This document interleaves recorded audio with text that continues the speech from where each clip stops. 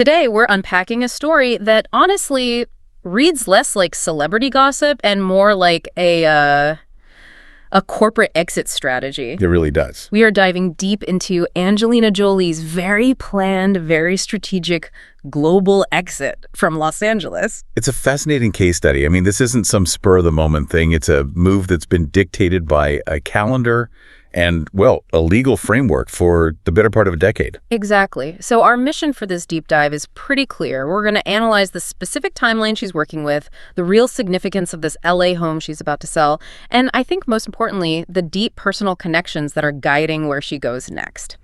Okay, let's unpack this. The whole thing is just a masterclass in patience and strategic planning.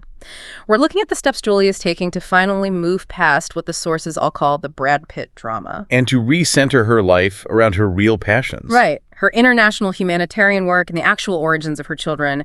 She has been playing the long game here, just waiting for a legal clock to run out.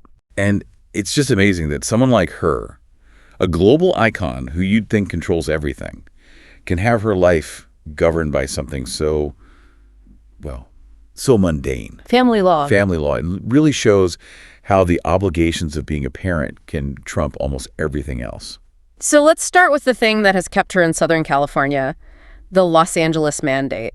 She has never made it a secret that she didn't want to live in LA full-time. Not at all. But the sources are clear. She felt completely obligated to stay there for her 6 children. It wasn't about her career, it was a legal requirement. And the property she chose to fulfill that requirement, it says so much.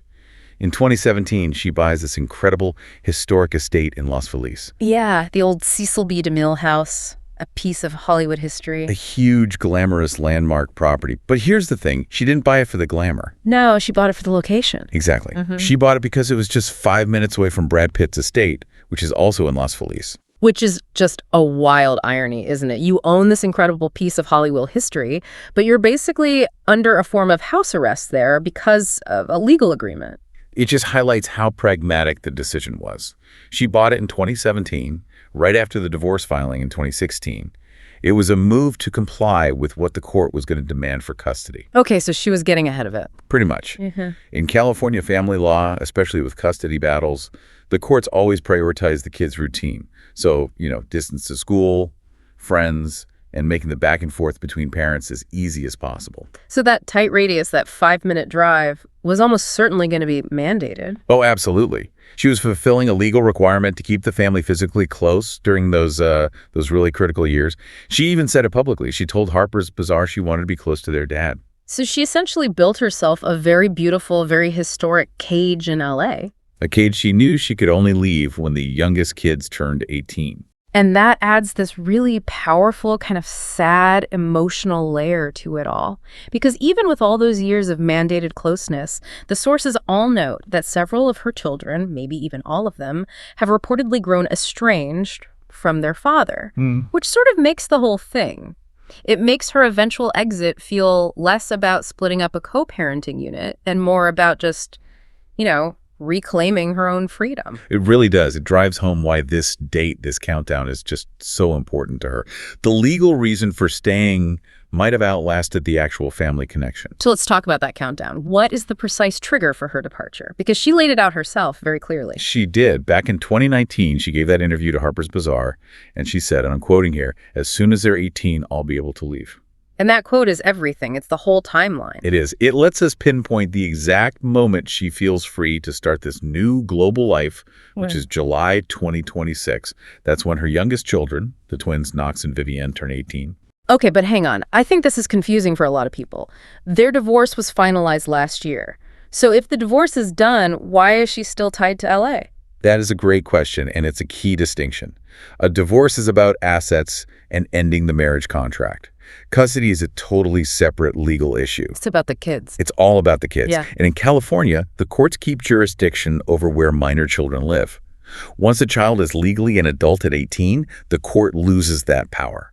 The mandated proximity rule it vanishes. So she had to wait for the very last child, well, the twins, to age out of the system. Exactly. We're watching a meticulous years-long countdown tied directly to a birth certificate. She keeps using this word flexibility, that she wants a life not centered in Los Angeles so she can have more flexibility. And that's the pivot, isn't it? The point where her legal duty finally ends and her global purpose can really begin.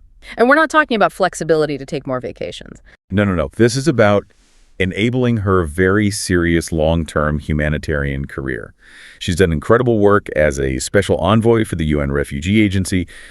You just can't do that kind of high-level work effectively if you're legally required to be in Southern California for most of the year. But couldn't she just fly out for a few weeks? I mean, she's Angelina Jolie.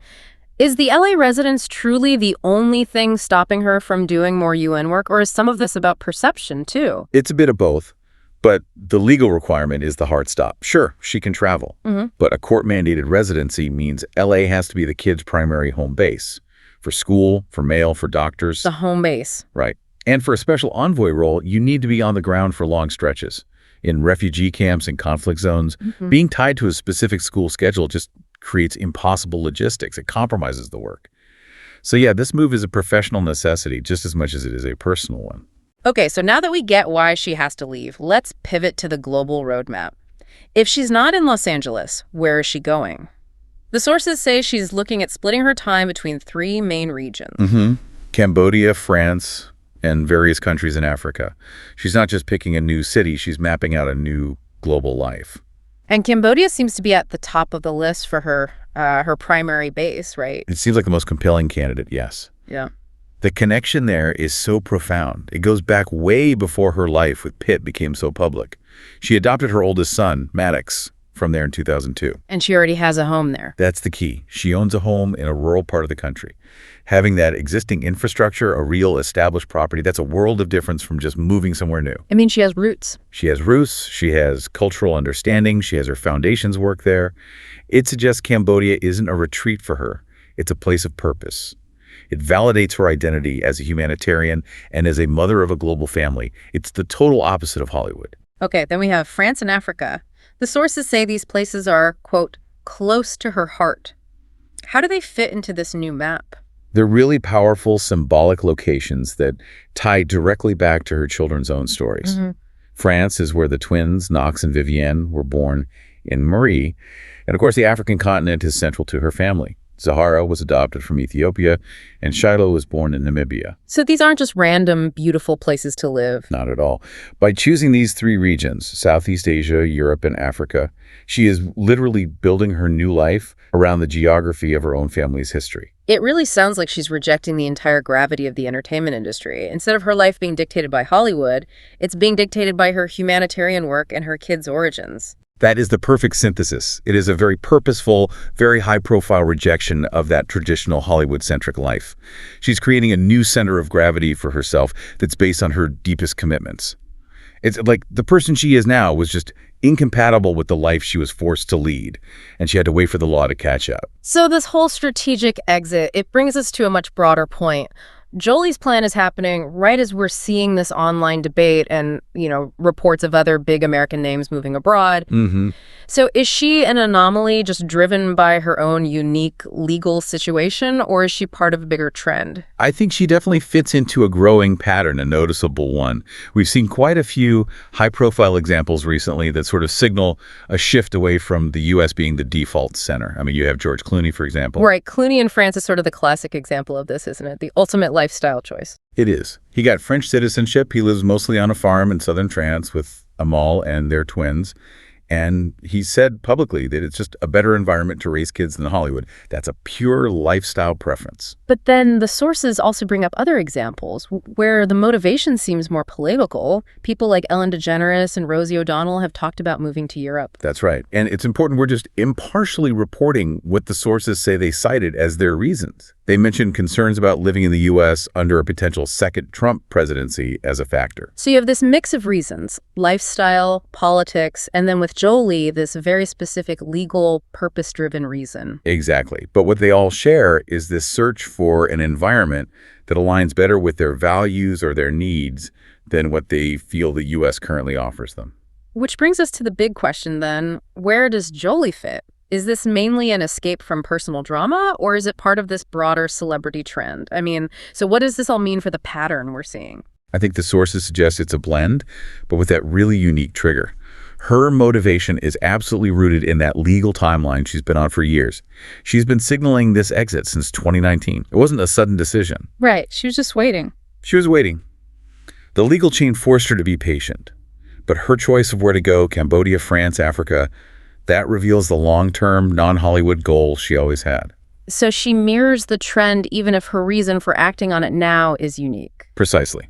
She mirrors the wider trend of high-profile people, the ones who can afford to live anywhere, increasingly looking for alternatives to centering their lives in the U.S. ecosystem, whether that's for political comfort, a better family life, or, in Jolie's case, the freedom to pursue a global purpose. So to wrap this deep dive up for you, the key facts really show this extraordinary patience and planning. Angelina Jolie is on a hard countdown to July 2026. That's the moment. That's the moment she can sell that historic DeMille estate and finally activate her plan for a truly global life, splitting her time between places that are all deeply, personally connected to her family. And I think the real insight here is just recognizing how calculated this all was. Her move is a patient, deliberate transition from a life that was governed by legal proximity to an ex-spouse, to a life that's governed by her own purpose. Her international work and her family's history. It's the victory of a long-term plan over a short-term legal problem. Which brings us to our final provocative thought for you to consider. We've cited the examples of George Clooney looking for a better environment for his kids, and Ellen DeGeneres and Rosie O'Donnell, who the sources say cited political motives. So what societal or political tipping points might be accelerating this trend? This pattern of high-profile Americans choosing to raise their children and center their lives outside of the United States. Is the U.S. just becoming less attractive to those who have the means to leave? We'll leave that with you to mull over.